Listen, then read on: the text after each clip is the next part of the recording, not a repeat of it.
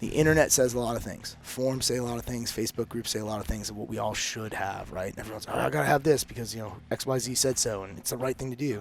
So I'll have dudes show up at Scope Carbine courses like the multi-day where we actually do have a short-range marksmanship block in it where you're going to run your SPR in a CQC distance type engagements to see the difference in handling because they're a little bit heavier on the front end, whatever, and you have an offset red dot. To date, I have seen 3 students with offset red dots on the first rep actually go to them.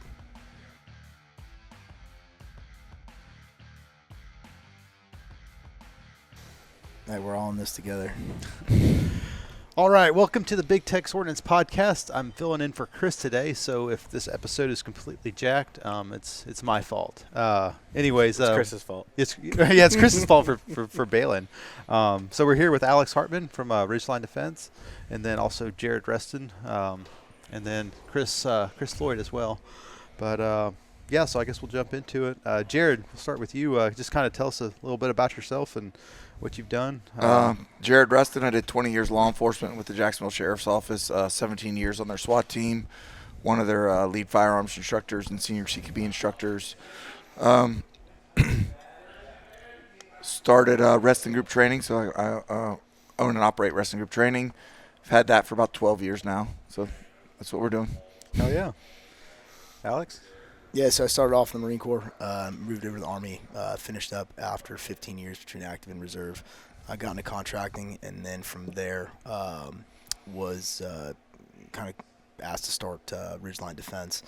So we operate as a strategic partner with the Team O'Neill Rally School up in Dalton, New Hampshire. So combined between the two properties, we have a little over 700 contiguous acres dedicated to training. We've spent the last few years, we opened in 2019, we've spent the last few years kind of heavily focused on build out to build the infrastructure to backstop our training up there for certain entities and clients. But because of that, now we have a bunch of infrastructure. We're also able to open up to the open enrollment classes on the weekends, law enforcement classes during the week, on off weeks and stuff like that. So, we kind of, I think Ridgeline is probably most known for our precision side, our sniper side, but we've got, it's not just me, it's not just a tax ID, like a lot of guys. We have, a pretty robust staff that covers the gamut, everything from, former Sephardic instructors for CQB through breaching. We run a lot of vehicle-based courses for certain entities, as well as the long-range piece. So we've got a pretty wide breadth. On the sniper, we're super sniper heavy, just kind of the way it shakes out. We don't even try to be anymore. It just dudes keep showing up that are super sniper heavy. I mean, we have 2 winners of the international sniper competition on staff. Top 5 at USASOC, top 5 King of 2 Mile. Winner Winston P. Wilson. So we've got this, unique depth of bench, if you will, where kind of the nice part is the stuff that we teach and what we do. It's not just my idea. I didn't wake up one day and was like, yeah, man, I'm just completely off here, learning on Frake, figuring out things. We've refined and bounce things back and forth from each other, and then with a constant focus of how do we do as much as we can in the shortest time possible, because usually we only get 2 to 5 days, right? So that's kind of the once around the world about me and Ridgeline, and just here at the Symposium. It's my second year down here. I think last year I was an alternate, but this year I got the invite up front. So nice. Yeah, so I guess most of this year here at Symposium, you're doing all precision stuff. Took your class yesterday, and Floyd was in it today. I think y'all 2 are teaching one tomorrow, right? Yeah, SPRs tomorrow. Nice. Yep. Cool. The class I took yesterday was excellent. That was my first foray into that kind of shooting. So I definitely got a lot out of it, and heard a lot of good things about the facility up there in New Hampshire. So I think the crew might be taking a trip up there before too long. Oh, it's definitely worth it. I mean, I wouldn't get right now is really nice. I wouldn't go in a month or 2. It's gonna be cold as balls. That's what we're trying to plan out. I'm like, we got to research the weather up there. Yeah, normally we do a lot of our law enforcement training and our travel. So we do law enforcement training usually about 25% of the weeks up there.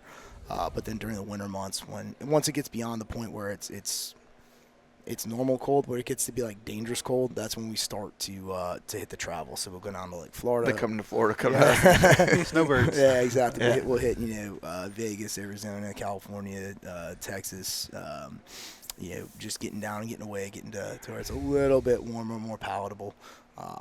But yeah, it's about that. You know, it's a unique format here in Symposium for precision side because it is only a 1 day. And there's, if you guys I think can attest, like we work really hard to make sure that program is not either so slow and fundamental and rudimentary, like even though you could spend a full day on like the first thing we do, to have only a day to get it, to be able to see sort of like, or get some buy-in from those individuals who might be, you know, I think most people that are here at Symposium are if they have an LPVO or you know, a scope carbine or whatever, they're probably used to running it in more of the go fast up close courses, and they might be trying it as a dabble.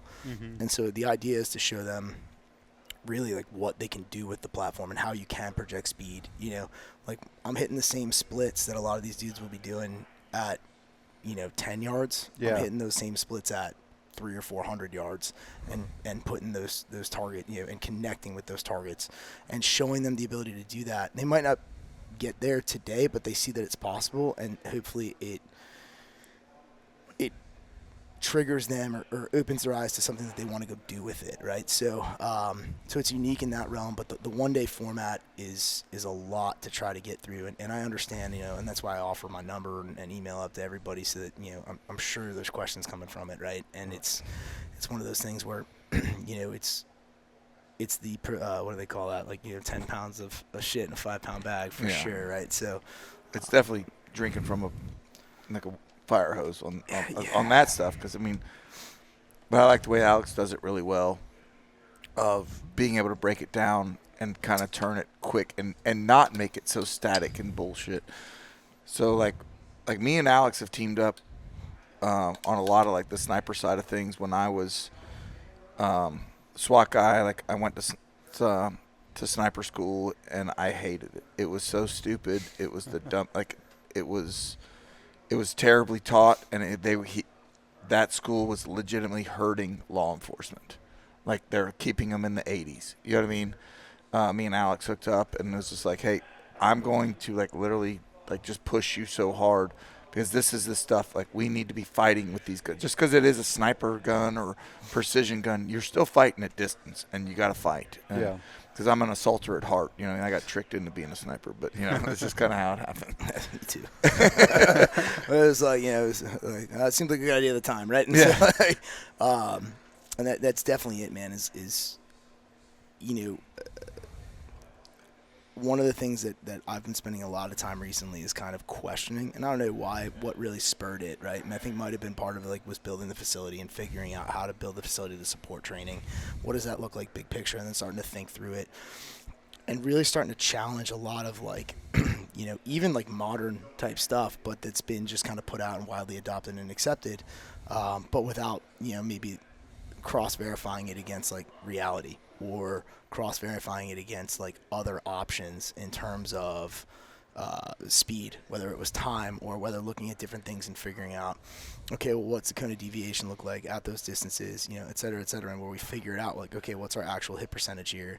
And we figured out was, and I've stopped calling it training usually now, I just call it programming. I'm trying to program people to be better humans. Like, I'm trying to make them better, like, combatants by just telling them, like, look, this is all the stuff you need to know. I'm going to make you really good at it. We're going to do rough repetition that you can get some personal ownership of the skill, depending on course length. You know, obviously a 1 day course, we're not going to get enough repetition to get true ownership, right? Yeah.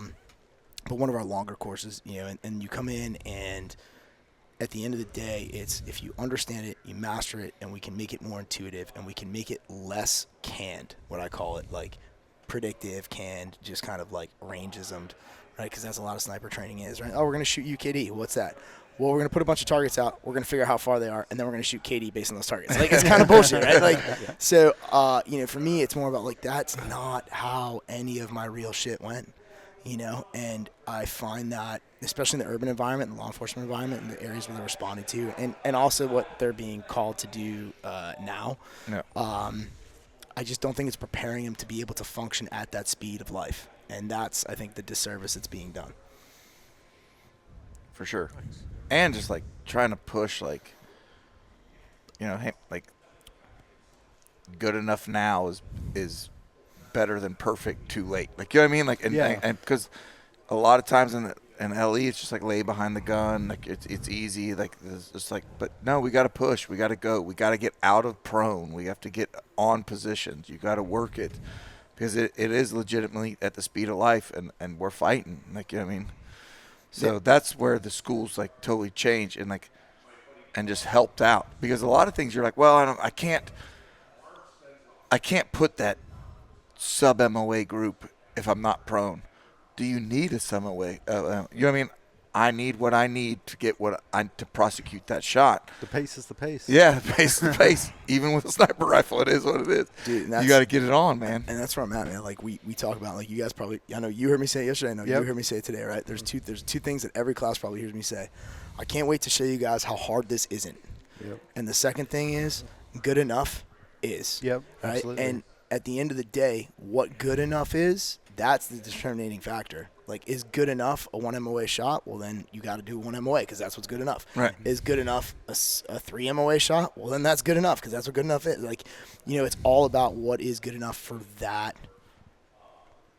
set of variables or that problem set, right? And you got to be able to go. And really, that's what I'm hyper focused on right now with this, is making it easily digestible, making it enough of a process that a dude, even with as little as 2 to 5 days. I mean, I joke, so like your average law enforcement guy's coming through a 5-day sniper school at the beginning of his career, and he may or may not get to go to additional follow-on sniper schools. He might just get his team internal training, you know, hopefully not, but that can be the case. Dude, my basic sniper course was like 13 weeks. You know what I mean? Like, and we had already been selected based on like PT score, GT score, like marksmanship score. Like, we had weeded the field down. Then you got to your platoon, and from that platoon, it was a dogfight to figure out who was actually going to get a slot at school. And then once you got that slot at school, you had to go and perform and not fail out of the school. So, and then that school was 13 weeks long, and that was the basic course. And I look back now at what I know. Or I look back at what I knew then now, and I'm like, oh my Jesus God, like, nobody should give me a gun. Like, and I'm like, you know, and part of that too, like, and you heard me talk about it today, is there's a certain amount of repetition of experiential learning that takes place to make it intuitive. And that's the difference between a basically trained sniper or a dude who can pass school, pass a qual, you know, achieve a certain percentage of impacts on like a known distance qualification or whatever, and a dude who you can put into an extremely dynamic environment of different distances, moving targets, low exposure, low contrast, different light conditions, whatever the case may be, and still come out on top faster than most and with good hits. But it comes down to, you got to break it all the way down to like, okay, these are the things you have to start doing first at like a basic prone known distance. Or, you know, quite honestly, and I've said this on other podcasts before, bro, we spend a lot of time, and not here because, you know, it's a 1-day course, but in our regular course, we spend a lot of time at 100 yards. Because I really don't give a shit what you can do at distance. Like, we'll figure that out. Dude, I got a computer that tells you elevation, and we're going to figure out when. But, like, I need to know what like your weapon, optic, ammo, and shooter, the 4 components of the accuracy equation, as I call it. I want to know what that can do. Because that's going to tell me what you can do at distance. Because, like, I got to tell you, bro, if you can't hit a 3-minute target at 100, you're sure as shit not hitting a 3-minute target at 600, right? So, you know. But it's also, it's letting you know what to do, but it's also giving them the confidence on what they can do, right? Like, and the confidence to say no. Yeah, like, I can't do that. Like, I mean, like, that's what some things is just like, oh, well, you know, I got him, I'll lay down and send that round. If you've never proofed that out, you should not send that fucking round, because you don't know what you're doing. And so, but it just builds confidence too of like, I got this. Like, I always talk about, like, you know, when we're doing drills and we're shooting things, and we're even on the sniper side of things, it's like, hey, I do this all the time. So, like, if you just, like, look at the gym or something, you look at a bench press, and, like, there's 185 on the bar, right? You know, I look at it and be like, okay, let's go do it. Boom. Some dudes are fucking sweating their balls off because they haven't pushed themselves. So, like, you know, you got to start it. You got to build up and get better and better and better, get stronger at your capabilities. Like, I like to think about, like, sometimes with firearms, it's just getting stronger, not getting better or faster. I'm stronger because I can just lay down. I know I can push that weight. I know I can make that shot. Let me lay down with the confidence that I'm going to send it past. You know, Alex will talk about sending it past their kids or whatever. Done, son. Like, send it. Like, let's just go. I know I can do it. I'm proofing it out every single time. Yeah, and it's important to understand that and to know, like, I call it shooter's anxiety or shooter's panic, right? And everybody knows what I'm talking about, right? Like you step up to the line, like think about your like whatever, you guys shot pistol or something today, or whatever. You get a big go fast course, and you're like, all right, I got to burn down this whatever, El Prez, Cadent, whatever. Yeah. You roll up, and you're like, in your mind, you're like, I'm hearing Tim Herron splits, like I'm hearing like da da da da da, and so you're like, man, all I gotta do is I know I gotta go fast, and then you're like. It's like Will Ferrell in Old School. You draw that pistol, and you're like, and you're like, what happened? I don't know. I blacked out. Right? But normally, you got a dart in your neck. Yes. And normally it doesn't go as well as you'd hoped, right? Because like you let doubt start to take brain power away from focusing on what you needed to be successful. So I call it shooter's anxiety and shooter's panic, and a lot of that comes from that unknown of not knowing. Can I do this? Is my equipment right? Right? Whenever somebody I'm asked like, hey, want to confirm zero? If anybody's like, nah, man, I'm good. I'm like, cool, give me $1,000. Yeah. Put $1,000 down. Let's shoot for zeros right now. And all of a sudden, they're like, well, I'll confirm. I'm like, well, brother, $1,000 is a pretty cheap ticket to this fucking show. Yeah. Because you go for real, like, especially domestically, that's your career. That's your family. Like, you are betting everything on that equipment's ability to do it. And so for me, I want to be 100% confident in myself, my equipment, my training, and my ability to articulate that, if questioned or pressed, so I can go up and do exactly what I need to do when I need to do it. Do the right thing at the right time every time. And that's what will allow, hopefully, our students to be successful. So that's like a huge thing. Like I'm a huge zero Nazi because I know I'm kind of the wink link of the weapon system, but if I do everything right and it misses, still fucking miss. It's still a miss. But like what I want to lay down, like, all right, I'm concentrating on doing everything right so I can break the shot. If I have any like doubt on it, like I would like we'd get done with serving warrants. Like we just got done doing work and we're sitting down at the debrief or something. Like, hey fellas, this Thursday we're gonna be shooting quals, and they're like, I better go check my zero, and I'm like, bro, we literally just got off a job. Like, you know what I mean? Like we just did some work. We were doing that for real. Yeah, we just did that for real like 2 seconds ago. Like, and that because like. Bro, I check my zero all the time just because it changes. Like, I don't know, riding in your trunk or riding around with you and doing it's going to change. And I want to know when I lay down, if I do everything right, that bullet's impacting. Mm-hmm. Well, you know what I mean? Because I don't want to add doubt into it. Yeah. Like, shit, I remember dropping my gun. You know what I mean? Like, yeah, any variable can be very fucking taxing. Well, to your point for law enforcement, like, the DA doesn't give a fuck. Yeah, like, no one does. I did everything right, but you missed and shot somebody that didn't. Or it was a high consequence backdrop and you fucked that up. Yeah. Or whatever. They don't fuck. They're like, oh, well, my gun, yeah, my zero, I lost my zero. Yeah, like, that's the thing. Okay, like, cool. You can't say, like, you can't send it and then they take it in and shoot it, like, as the investigation. Like, well, your zero's off or whatever. And be like, well, I told you I did everything right. Yeah. And you'd be like, no, you're responsible for your gun. You're sending that round. Like, that's why like, man, I'm huge on zeros. Yeah, and I'm not law enforcement, never been law enforcement, ain't never going to be law enforcement, right? But, based on just the, with the company and how things are done, we train a lot of law enforcement. So I've made it a purpose to become more educated on the problems they have. Like, people ask me all the time, like, do you teach case law? I don't. The cops I have on staff do, because they have experience having to articulate that in reports, writing, and everything else. Like, for me, I teach everything from, like, about 10 seconds left of bang for you to be absolutely successful in what you need it is to do. Like, bro, you've got your deadly force policy. Like, you have what you do. I am making sure that you have a capability, or as if you're a SWAT team commander or something like that, that your snipers have the commanders your snipers have the capability so that your playbook is good to run with no doubt. That's my job. All that other stuff, I've just had to become much more well-versed on. How does that dovetail into policy? How does it dovetail into case law? How does it dovetail into, like, how things are done in terms of acquisition, how things are done in terms of service life, how things are done in terms of training, life cycle of the sniper on the team. So I've had to go and learn a lot of this. And I've been very fortunate to be able to interface with lots of guys like Jared, and a lot of other guys around the country where they're able to help me get the better understanding of how I can give them this skill and capability, but in a way that's tailored for them to be able to apply it most successfully. And then on the open enrollment side of civilians, I mean, I try to, like, I'm not a huge PRS guy. My brand of shooting, you could be successful at PRS with it, but I'm much more of a combative-minded shooter. Like, my stuff is about survivability, lethality, like Fighting. yeah, I want to fight at distance, right? Or I want to fight up close. I just want to fight, really. Like, yeah. Like, but the idea is my everything I'm talking about, it all comes back to martial intent, and that's kind of always been the brand of Ridgeline. Probably always will be the brand of Ridgeline. So that's kind of where we're at, and that's how we look at this. Is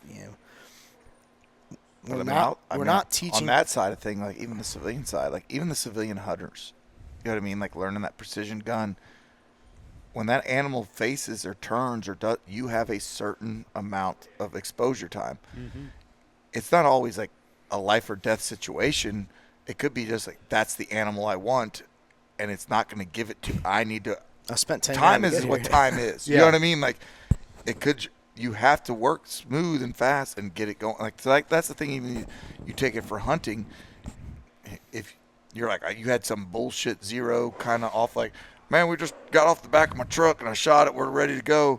And then you see like the biggest deer of your life walk out and you missed it because of zero. That's your own damn fault, bro. Like, you know what I mean? Like, yeah, that's just, I mean, for me, dude, at the end of the day, like, I'm not fucking people how to teaching people how to paper mache. Like, I'm teaching people how to shoot guns, like, with martial intent. Like, the idea is that people are putting, whether for their job or for their family, they're putting the trust and confidence that if they have to survive their worst day, that what I told them will fucking help.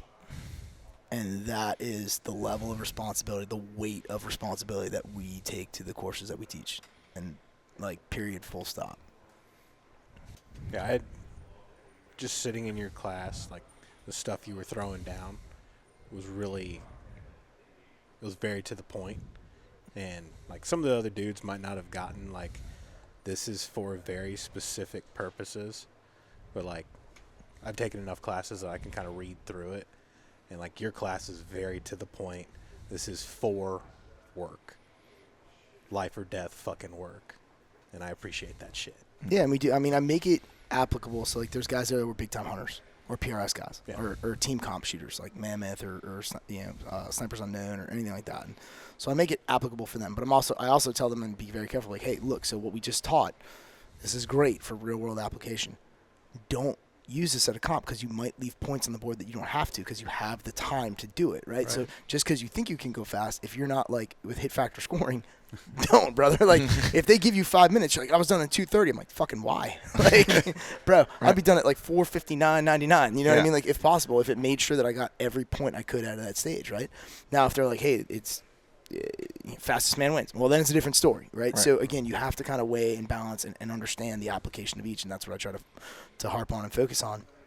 But yeah, man, I mean, I try to make it applicable for what everybody wants to do with it, and everybody's got their own reason for doing it, whether it's just understanding, whether it's just the new thing. I mean, honestly, long-range shooting, a lot of people I've found are finding long-range shooting and scope carbine like we shot yesterday, and we'll shoot tomorrow. It's kind of like the gateway drug. Like, they're like, well, I've got a carbine, I can get a scope.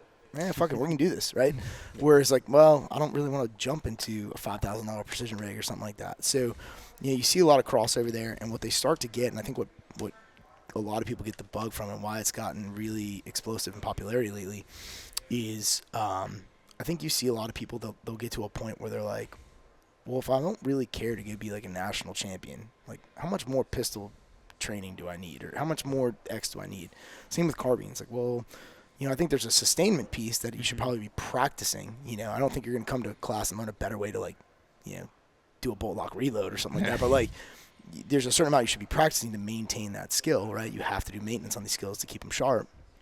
But the cool part with precision is, like, every shot is a totally new endeavor. Like, even if, like, you fired at the same target twice, the first one was a miss, the second one's totally new because now you're reading the wind. You're trying to figure out what the miss was. You're trying to figure out how close or trying to make how fast that split time can be to make the follow-up, so you're still shooting the same environmentals. So it's a totally new endeavor, and I think that's where people start to be like, hey, I've got more to learn.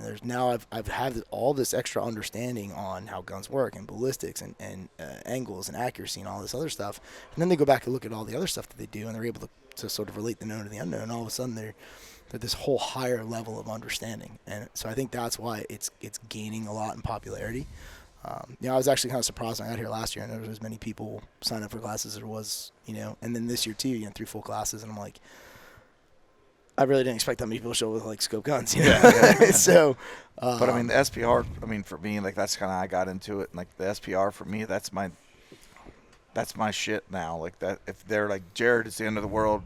You only can grab one of your guns off the shelf. I'm grabbing my SPR because it's a do everything gun. You know what I mean? Yeah, I mean the 5.56 can go out pretty far. So I mean, having a scope that's capable of like a 77 grain like match, you're gonna crush people's souls at 600 yards. You know what I mean? And we also live in a really good time in the industry where like it's easy to put a recipe. Like you don't have to try to figure this out. There's a recipe here. Yeah. You shoot a 14.5 to 16-inch barrel like gun with a really good free-floated rail. The stiffer the better.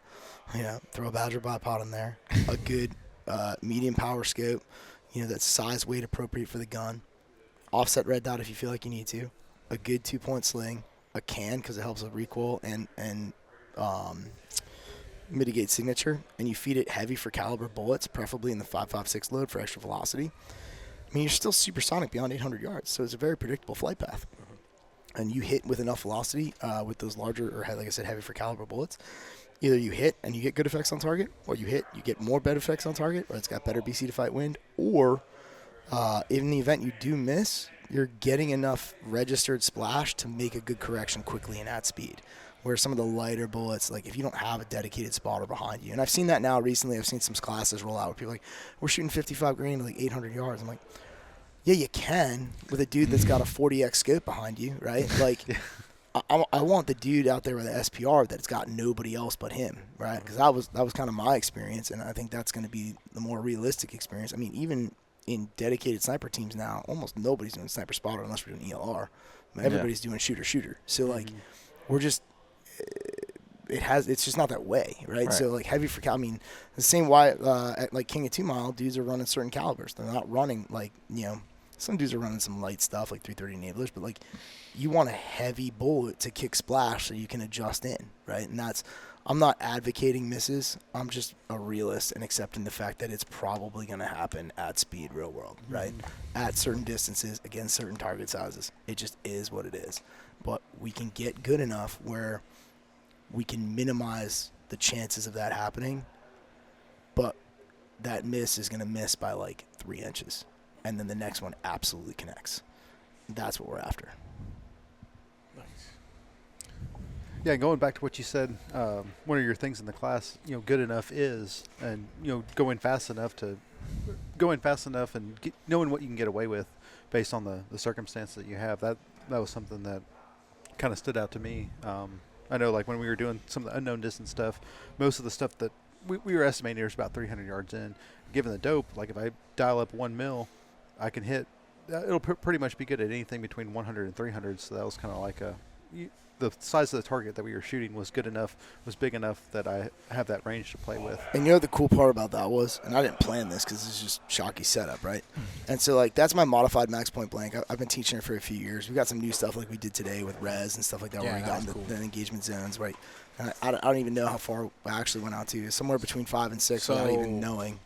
If I can think right, it's just shy of 100, 140, 180, 185, almost 250, 330, and then that far one we shot was like 520. I didn't know any of that. I didn't know the target sizes. I had no fucking idea about anything except like I think that maybe it's this many football fields. Yeah. And at speed during a demo, I'm going shot for shot, right, in wind. I think I threw one high on that like that round plate today, like, and made the immediate correction and got that hit. Nailed it. And it's like, but that's actual UKD. That's not like, okay, UKD, then we lurf it and build a range card. That's not like UKD, then we mill it out, we do mill relation, and then we build a range card. Like, that is, I have no fucking idea what size that target is. I'm not sure. Like, I'm not doing 12-inch drill. I'm not doing any of that. I'm well beyond max point blank. I have zero clue how far that is. I'm purposefully ignoring anything on the right side of the range where I could possibly use like a related known to unknown distance with like KD targets. Like I have no clue. And we're still able to get those hits to the infantryman's half K, which is like what everybody's been trying to do for 100 years, you know, like, and do it accurately and do it repeatably, and then have the students do it 30 seconds later. That's what we're after. Yeah, that was badass. Like, I ain't never gonna shoot nobody probably, you know, especially not with a scope rifle. But like, smashing animals, like next month I'm gonna use that and I'm gonna murder the fuck out of somebody. So yeah, it was funny today. I turned over and everyone was like, "Well, boys, like there's nothing that can survive you from 0 to about 550." And everyone was like, "This is awesome," you know. So and that's the idea is make it understandable in a way that they can repeat it. So then they go do it themselves. It's no good to just come to a class and be like, yeah, I was able to do this once. It's like, Yeah, I was able to dial it in on my scope. I really didn't know what the hell they're talking about. You know what I mean? Yeah. And then I shot it. I did it. I don't know what the hell I just did, but, you know, and they gave me 37 corrections, and I finally hit steel. Yeah. No, bro, that's not what we're after. Like, you got to start with, you know, you have to go the old school, do it the right way, build the fundamentals, make sure you were, like, even today was supposed to be like advanced precision rifle. First thing, and I didn't jump down and do a full fundamental review, but I demoed a couple of things, and then I harped on dudes like crazy. Trigger control, rear bag, body position, make sure that everything was right. And once it was, and we were able to tighten groups up and get ourselves dialed in, then we could start layering the onion. We could start going to distance. We could start adding wind. We could start doing speed. We could start doing positions. But we have to go back and make sure that those baseline things are perfect.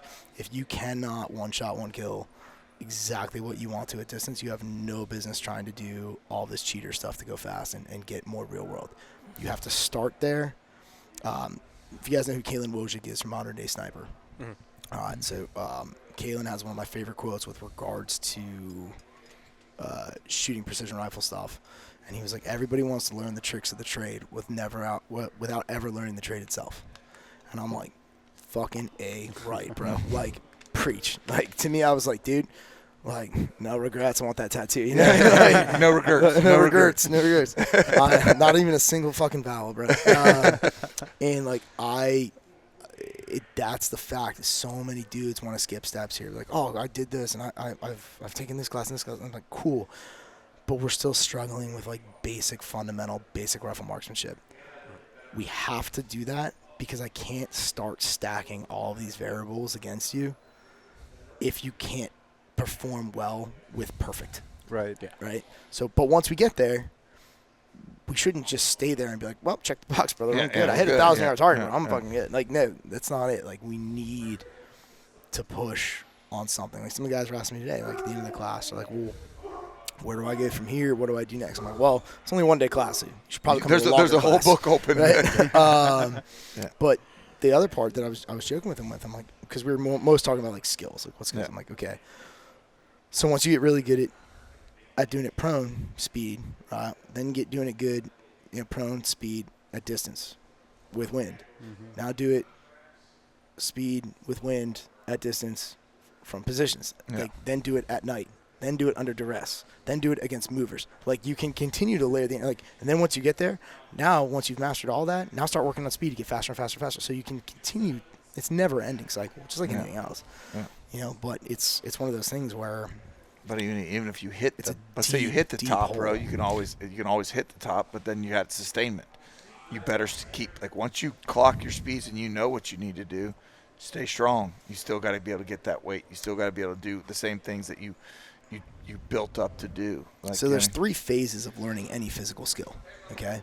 It's called the 3 M's, right? So if you learn it, and this is not firearms related technically, this is just like human learning, right?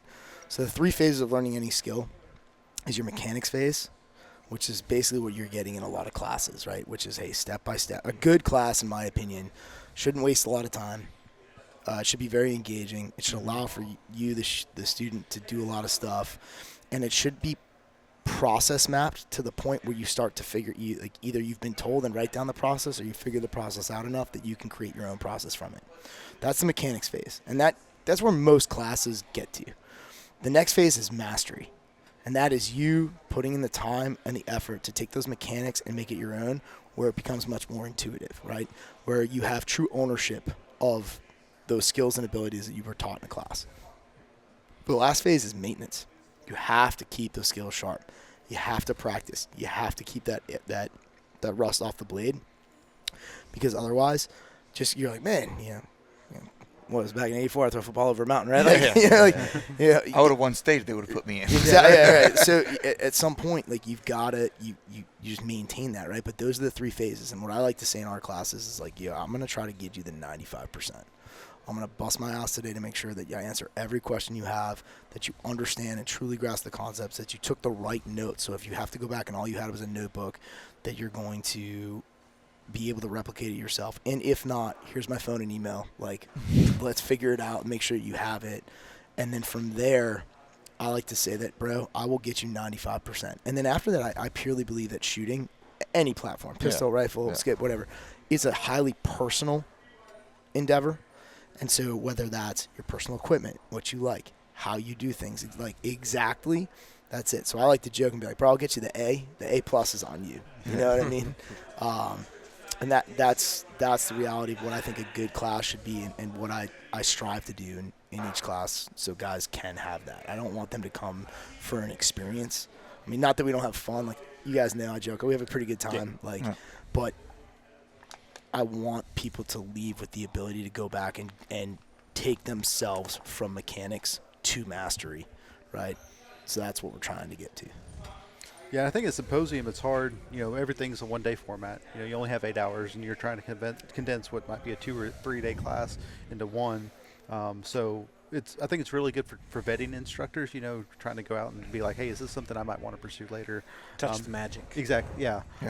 But it is hard to get everything into one day, and I think you did a pretty good job. At least the class I took on. I agree with that. There's a lot of concepts that we squeezed in, but I don't feel like anything was really rushed over.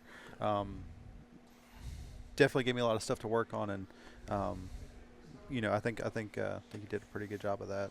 No, I appreciate it, man. At the end of the day, You did pretty good. I did all right. Let's give it C+. Pretty good. C's get Pretty degrees, good. boys, right? So, no, you know what it comes down to, dude, is in a one-day format, you just really have to steal back time from repetition. You got to push really hard. You don't get the time to do a progressive format for each one of those skills. It's kind of like teach, do, on to the next one, right? And honestly, this year too, I've had so far this is day 2, right? We got third day tomorrow, but dude, we've had great students the last 2 days. Good gear, Yeah, for sure. good dudes, like Makes a big difference. dudes that they come prepared to train, they're ready to shoot. A lot of guys today had a ton of experience prior to even getting here, so it was awesome, being on the event side. Cleaned up a couple things, but then we were like, dude, we were running. Nice. Like, dude, by the end of the day, dudes are shooting 900 yards off a tripod, making all their own wind calls, like. And all I'm saying is, like, that target, go. And they're like, Roger, and I'm spotting for them and making sure. And like, dude, that's in a day. Like, bro, that's awesome, And like yesterday, we have dudes that are running down. We're doing bounce back drills out to 300 or UKD drills, and we're doing unknown distance out to 500 yards with the students, and they're doing it in 30 seconds or less, tagging every target. So you look at like a 6-second hard time for a shot, which is kind of doctrinal standard.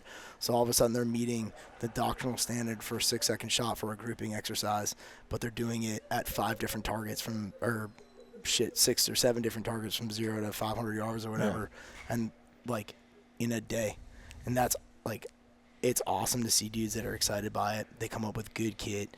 And that's the other part that I like to counsel dudes about is, like, I wouldn't go out and buy everything. Don't jump in with, like, 2 feet and both credit cards, as I like to say, because you're probably going to make a wrong decision, right? And then you're going to regret it, or you're not going to be able to replace it, or you're going to try to offload it. It's just going to be a thing, right? The flip side is, don't show up setting yourself behind the 8 ball, especially if you're super new to it, right? If you're like, well, they say match ammo, but like they probably don't really mean it. No, the fuck we don't. Yeah. Like, you absolutely need match It matters. ammo, right? Like, I probably don't need they said like 8x minimum, but like my 1 to 4 is probably good. No, the fuck it isn't, right? Yeah. Like, And that's what I gonna do like struggle. about the SPR courses. Like, dudes are like, oh, well, it's like an LPVO course. No, it's not an LPVO. No. You will be buying a scope here very, very shortly. Like, well, I can get hits. I was like, yeah, on a high contrast white piece of steel. But let that get shot up a bunch, and then it starts losing. Like, I can't see it. I Yeah. know. Yeah. I know. I Large, see it really well because I can take I'm over it here a on lot. 15. Yeah. high exposure, high contrast targets in good light conditions. Bro, I could get Blowers out here with an 11.5 and a red dot, and we can go out to fucking 700. You know what I mean? Like, it ain't gonna be like what I was talking about earlier. Like, it ain't gonna be a hard deal. Like, how high did it hold? I don't know, bro. Hold like a full target stand over the head and send it. Like, we're probably gonna be okay, right? Like, it's doable. But when you want to be like, hey, I want to go fast, I want to be accurate, I want to be able to do it regardless if that's a 4-inch target or a 12-inch target or a 20-inch target in any light condition from sun up to sundown until we get to the CNVD stuff and nods, and you want to be able to do that in any position, not just prone, there is a setup that is required to do that, because when you start stacking that many tolerances and variables together, you inevitably are going to lean on the weakest link. And so, like, that's the part where I think people will show up, and they do get frustrated sometimes, is they'll show up with stuff that's not on the gear list, and all of a sudden they're like, well, man, like, I can't do it. My ammo's not. I'm like, yeah, no, you can't do it. You've got ammo shooting 4.5 minutes, brother. Like, we're not, like we're not keeping it on this plate, dude. You're like a 250-yard gun right now. You know, like. Well, and that's the thing, is that they're used to shooting at 100. Like, oh no, I got this. Like, even with like a 2M, I was like, yeah, no, but now we're getting a 6. So, like, your group size is bigger than that plate. Yeah. Like, you gotta, like. True story. Like, And most they're like, LP, well, but you gotta look at their face, and they're like, I don't understand. I don't know what you're like. most LPVO guns in this industry, like in the training industry, training community, live inside 50 yards, maybe 100, right? Yeah.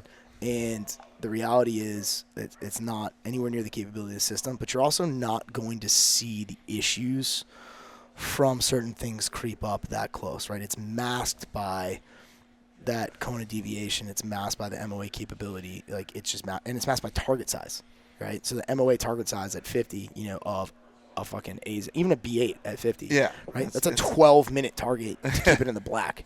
Like, you shoot a 90 and a B8 at 50, like, I'm fucking good. Be like, cool. That's a 12-minute target, player. Yeah. You know what I mean? Like, that's a 6-minute target at 100. Yeah, Yeah. 5.5 minute. But, like, I mean, that is not something I'd be like, bro, you wouldn't believe what I shot. Like, it's just, it's not that good with these systems. It's good. It's fine with if you're a red dot equipped SPR, like short barrel, like 14.5, 12.5, 11.5, whatever. Yeah, 100%. That's good. That's a face at 100 in whatever your first shot in 3 or 4 seconds. Yeah, that's good. That'll pay the bills with what you're taking that tool to go do. It ain't gonna pay the bills when you're trying to take that tool to go do this work, and that's where I think people start to fall off on it, right? So.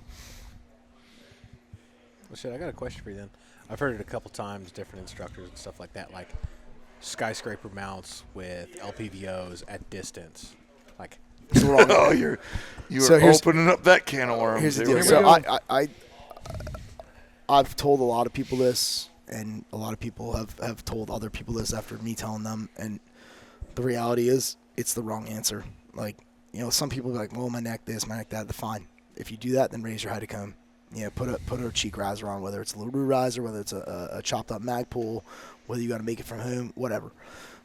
Any dude that I know that runs an LPVO for real that has any concept of basic rifle marksmanship, the idea of floating behind the gun is not right, especially at distance, and especially on optics that are usually fixed parallax. Now, granted, they have limited parallax because it's usually low magnification, but the tighter you pull those tolerances, the more you're going to go, right? And you're going to see that start to work together. Also, zeros. So a lot of those depending on reticle selection, so there's a lot of guns out here this week, and a lot of guns out in the LPVO world that are running BDC reticles. Those BDC reticles and the math behind them are not meant for high-rise mounts. They're based off a 154 mount with a certain grain weight bullet at a certain distance, right? And they put that together. And the more you start to change that, the worse off you are. So, like, if you have a 50-yard zero on a high-rise mount and expect that to line up with your BDC, wrong answer.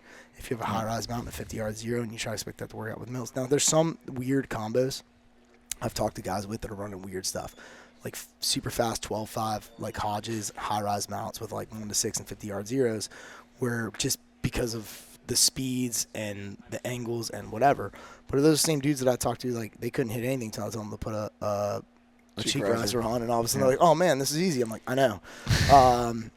It's one of those things where just like having offset red dots, right? So slight detour here, but I'm getting to what you're saying, right? The internet says a lot of things. Forums say a lot of things. Facebook groups say a lot of things of what we all should have, right? And everyone's like, I got to have this because, XYZ said so, and it's the right thing to do. So I'll have dudes show up at scope carbine courses like the multi-day where we actually do have a short-range marksmanship block in it where you're going to run your SPR in a CQC distance type engagements to see the difference in handling because they're a little bit heavier on the front end, whatever, and like, oh, you have an offset red dot. To date, I have seen 3 students with offset red dots on the first rep actually go to them. They all present to the optic they're on, and it's like they bought it for the right reason. Mm-hmm. They put it in the right place because somebody said so. But when they went to do it, especially it's like, oh, I have like a 1.7 or 1.93 mount with a 12 o'clock offset red dot. Like, cool. You're 100% not going to that. It's a fucking unnatural place for you to look. Yeah, you're you're looking over your stuff. Like you have no body indexing. So it's just like close range pistol shooting or anything else. A lot of it comes down to body indexing and presentation based on, hey, if I just throw it out here, like, if you've got toes, hips, and shoulders pointing to a target at fucking 7 yards and you grab your pistol and you present in a isosceles manner, congratulations. Pistol's on the fucking target, boys. Go to work. Like, you're like, oh my God, I got a sub-second draw. Well, no shit. All you had to do was point, you know. A lot of it comes down to how natural you can make this. Like how I grip a carbine for close range stuff. I like to run my finger right along the 11 o'clock as a right-handed shooter on the rail. Why? I've been pointing at things since I was 1 year old. I don't have to think about how to point. I'm like, ground, Chris, ground, Ike, ground, Jared, ground, beer. Like, I'm like, oh, well, that's weird. My red dot's on target. Bang. Like, it's why try to make shooting harder than it needs to be? You're fucking human, right? So a lot of that goes back to the same thing. If you put something in such an unnatural place that people don't get reps or they never rep it out to do it, it's just on there like an airbag, right? Like, yeah, it's there in case I need it. Well, I don't know about you. I've never tested an airbag. Yeah. like just walk up like, yeah, man, I'm just going to let's see what happens. Yeah. No, you got to go out and proof it. You got to see that it works, and you got to make it habitual so that in the fact that it is in extremis, close range, high speed gunfight, you've taken all of your overmatch and skill and ability off the table. Like, any booger eater can fucking shoot you from here to that wall, right? That's not a fucking test of skill. And you've leveled the playing field because you're inside of that distance. At that point, you need to get that dot on target, and you need to start pressing this trigger as fast as you can and working your way to things that are absolutely vital. If you haven't repped that and all of a sudden you present to your reticle, some reticles can get away with it, some can't, depending on reticle selection, magnification type, light conditions, illuminator side. Like, there's so many variables that go to. That's why we put the red dots on there, and guys don't fucking practice with it. Well, they don't, because it's a sniper rifle. It can do this, so they like to do distance shit with it. I got it, but it's still a tool. Like, I mean, I train, with my SPR, it's a fighting gun, and I'm going to fight with it, and I'm going to do up close, and I'm going to take it the distance. I like to on SPR stuff, going close, dropping, and then going far, really working the gun. You know what I mean? To its pure capabilities of what it is, the ultimate fighting gun. You know what I mean? And that's what you got to do. But it's not the gun that's the ultimate. It makes you the ultimate fighter, I guess. You know what I mean? Because now you're engaging shit out to wherever, 600 yards, and it's fucking easy. I can engage them at 1 and go to 6. Same gun right now. Dude, the hardware's there. It's a software that takes the skill and the time and build that intuition. I run quarter-second splits in the SPR against Jared's cadence target, against a moving target up close, whatever, and then I can drop down and run quarter-second splits at 300 or 400 yards. When I get out to 4, 5, 6, I might slow it down to half. But the other part too that guys don't get is we get really conditioned to shooting steel at distance where we're waiting. I want to hear the hit. Waiting for the ding. I need bang, please hit, please hit, please hit, please hit, please hit. Bang. Fuck yes. All right, cool. I'll send the next one. And it's bro, what did you see when you broke the shot? If you talk to any of these pistols, Vogel's over here, there's dudes here that are unbelievable pistol shooters, and you ask them they're shooting, seeing fast enough. They know when they break a good shot and they can depart for the next target, and they know when they broke a Charlie, and they're making that decision on the fly to either make it up or drive on based on what time it would take to fucking double back. Mm-hmm. That decision's made based on their visual ability to see the sights. We have the best sighting system in guns, right? Our job here is, hey, I broke that shot. It looked good. Cool. Next. Now, granted, at some point, based on target size and wind or whatever, wobble, like you might not. But if you 100%, like, dude, my wobble was good. I broke a good shot in wind size or in a target that can accommodate it.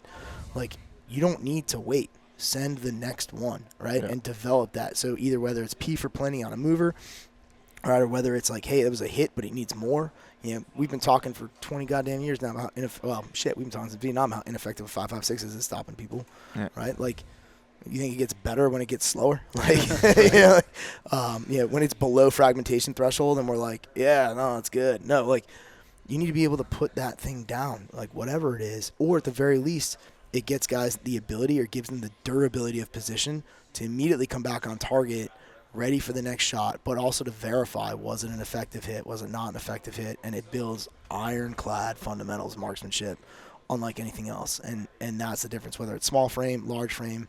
Like even today, the guys with a bolt gun, I was teaching them to run a bolt gun the same way I run a large frame gasser. Why? Because then the damn thing doesn't move, and I can see everything I want to see. That's the Game Genie cheat code, if you will. Yeah, for sure. Nice. So y'all two have been doing this for a little while now. Have y'all seen any like trends over the past couple decades on equipment, whether it's like optics or rail systems or any? I mean, I think not really a trend. The free float rail now. I mean, it's 2022. Like, a fighting gun needs a free float rail. It needs a minimum of a red dot optic. You know what I mean? And just how much more capable, like, you know, the doctrine of like an M4 is like a 4 MOA gun.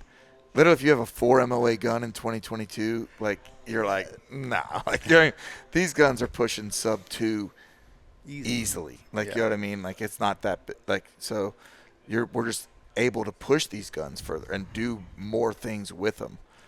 So trends that I've seen, your 1-6 on a gun is not a DM gun. It's not. It's a it's a like general. I mean, fuck. The Marine Corps infantry squads run around with 1-8s on everybody's gun. So like, if you're not there, you're wrong. Like, it's when the Army went to a 1-6 for their DM gun like a couple years back.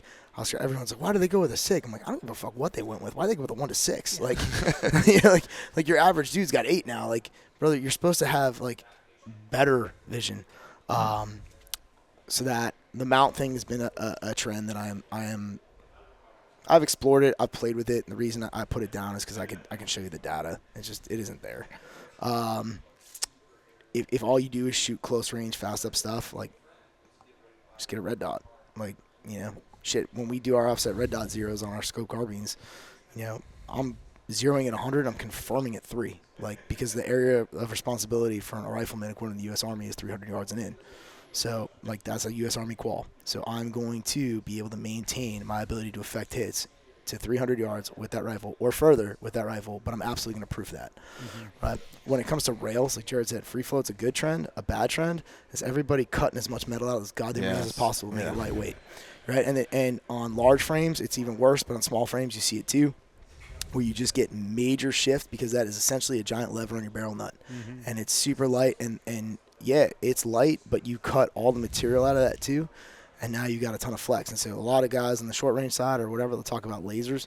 You know, bro, fucking laser divergence based on rail flex. Most of these dudes don't have NVGs that can see beyond 200 realistically with most light conditions. You plus that laser on there and you're worried about, you know, it shifting, you know, this far or that far. I can't get on a bipod without shifting it feet, right? Like, that's the wrong answer. So that's the stuff that I'm seeing right now where I'm like, you know, that we're going in the wrong direction on that. I know why they're doing it. I'm not saying the right answer is to go back to, like, Riz 2 Daniel Defense rails. I don't really want to carry around a 16-pound M4. But there's got to be a happy medium there somewhere, and I would highly recommend the that rail flex. People look at rails when they're building this for what they want to do. Yeah, I mean, shit, even on a regular fighting gun, bro, like, I'm seeing shift at 100 yards with dudes just, like, tightening their sling down and putting it on. You know what I mean? Like, that's no bueno either. Yeah. Like, it has to – I want a light rail. I mean, I get it, but I don't want it – I want it – still needs to – I want both worlds. Right? Like, I mean, Go to the gym more. Yeah, I mean, yeah, but I mean, but again, I still want it light. I still want it to go, and it's there. I just want it sturdy, like, and like you can grab rails and like flex them. I'm like, bro, this is not. And they're like, well, it's light. I'm like, oh, good for you, bro. Yeah. Congrats. It looks cool. It's got a spider web on it or some shit. Or, you know what I mean? Like, get the hell out of here. It's cryptic. So. Awesome. So Jared, where can folks find you? Social media, website. Social media is just Reston Group on Instagram or Facebook, and check me out on my website restongrouptraining.com for any classes coming to your area. Cool. What you got for the rest of 2022? 2022, I have Tennessee coming up here November 4th, and then I have some contract classes the rest of the year. Nice. So. Alex, what do you have going for the rest of the year and going into next year? Anything cool? Wow. Yeah, there's a lot. We got some.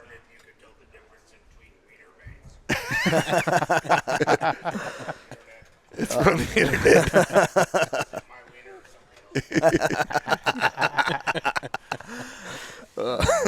Dan Brokos. You can find Dan Brokos on OnlyFans.